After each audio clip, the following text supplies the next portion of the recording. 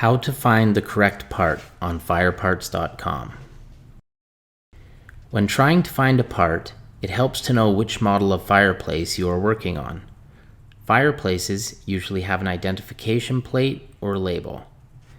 This label is usually located near the main fireplace valve under the firebox. It can be either a sticker on a removable plate or a sticker on the bottom of the fireplace. On this label, there is information such as the fireplace's make, model, and serial number. You can use this information to search for the manual or parts list on our database. First, go to fire-parts.com. Then go to Manuals and choose the manufacturer and type in your model. Once you find the manual, look for a replacement parts list in the manual.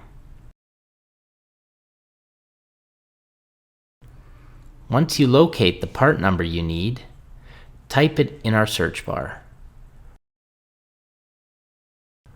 When you find the part you are looking for, you can check the cross-reference and confirm that the picture looks the same as what you have. If you are unsure or need us to help you find a part, you can send us some fireplace information and pictures. Here's how. Step 1. Take a picture of the identification label. Make sure the manufacturer, model, and serial numbers are visible. Step 2. Take a clear picture of the part you are looking to replace.